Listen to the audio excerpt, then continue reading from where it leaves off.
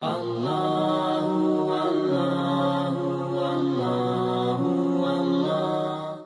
Satu lagi, kita mempunyai satu lagi yang kita boleh gunakan. Kadang-kadang contohlah tak sempat. Orang tu sakit. Contohnya dia nampak saya. Dia kata, Brother Lim, kalau apa-apa berlaku kat saya nak rumah ni bagi kepada mak bapak saya. Contohnya.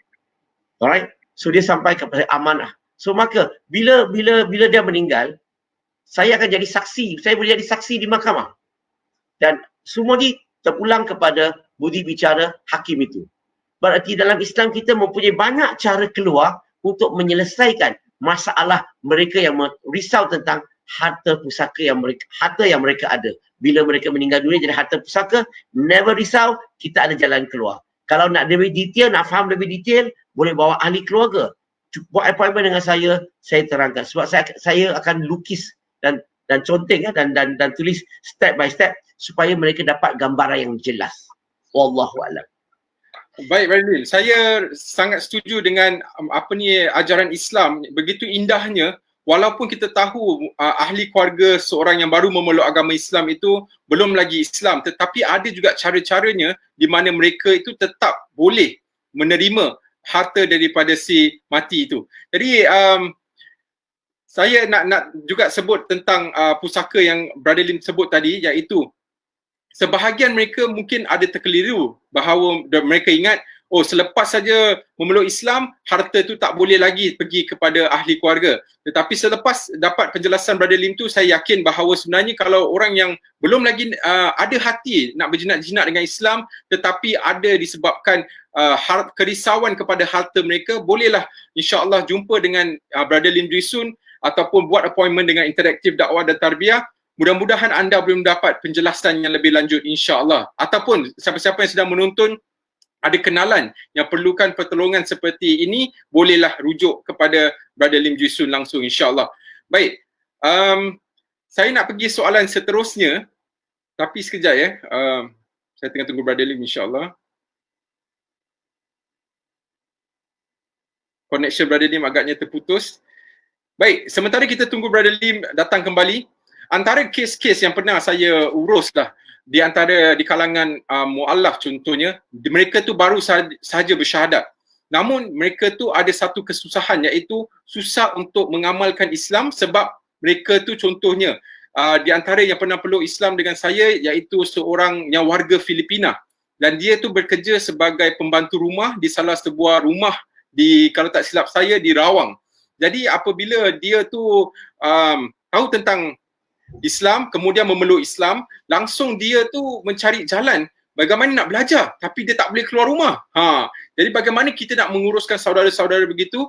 Jadi kita apa yang kita anjurkan ialah kita cuba sedaya upaya untuk sampaikan informasi-informasi kepada dia, maklumat, dan ajar dia dengan apa cara yang paling mudah supaya dia tu boleh belajar tentang Islam dengan baik insya-Allah. Okey Brother Lim, seterusnya saya nak pergi ke soalan yang masih juga mengenai kematian, sebab tadi kita sebut tentang harta pusaka.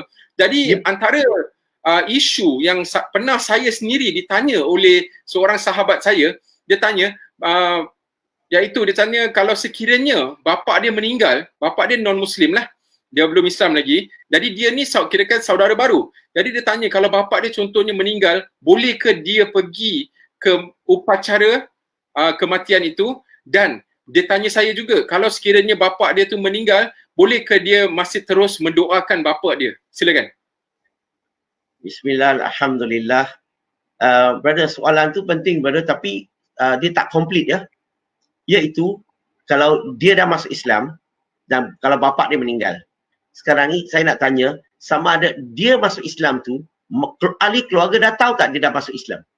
Okey, kalau dah tahu, lain hujahnya. Kalau belum tahu, lain hujahnya. Okey, mungkin saya saya bagi sedikit-sedikit di sini. Okey, kalau keluarga sudah tahu, maka bila keluarga sudah tahu kita dah masuk Islam, adanya baiknya bila ada peluang saja, awal-awal bagi tahu apa itu, kenapa kita masuk Islam, apa kepercayaan Islam secara ringkas, dan bagi tahu dalam Islam kita hanya abdikan diri kepada pencipta Allah Subhanahu Wa Taala, dan kita tidak akan abdikan atau menyembah kepada apa-apa saja selepas ini melainkan Allah. Kita awal-awal beritahu. Maka bila berlakunya kematian macam saya lah, bila ahli keluarga tahu saya dah masuk Islam, saya dah beritahu awal. So bila bapa saya meninggal, mereka tak suruh saya terlibat dalam, ambil bahagian dalam upacara. Mereka tak suruh saya ambil bahagian dalam upacara. So, dan saya beritahu, saya tolong buat ini, tolong sediakan makanan, tolong tulis orang yang datang, ambil rekod dan sebagainya.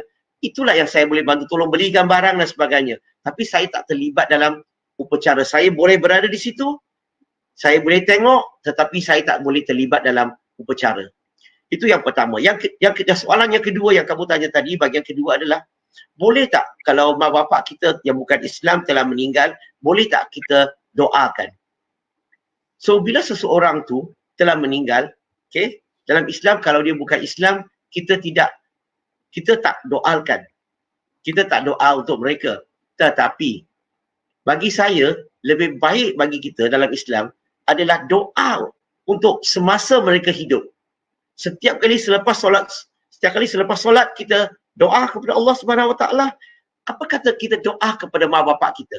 Semoga Allah beri hidayah kepada mereka. Semoga Allah bagi mereka kesihatan dan sebagainya. So bagi saya, lebih baik kita buat semasa mereka hidup. Selepas hidup, terpisah kita dengan mereka.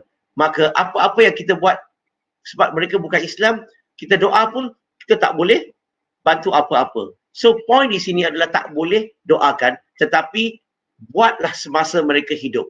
Saya selalu ingatkan orang, bila mak bapa hidup, buat yang terbaik. Jaga yang terbaik. Bagi kasih sayang yang terbaik. Doa kepada yang terbaik. Bukan tunggu sudah meninggal baru dah buat sesuatu. Itu secara ringkas bahagian pertama. Bahagian kedua, kalau keluarga belum tahu. Contohnya kalau kadang ramai yang masih belajar di IPTA, IPTS, masih lagi bawah umur contohnya. So bila ada berlaku kematian, macam mana?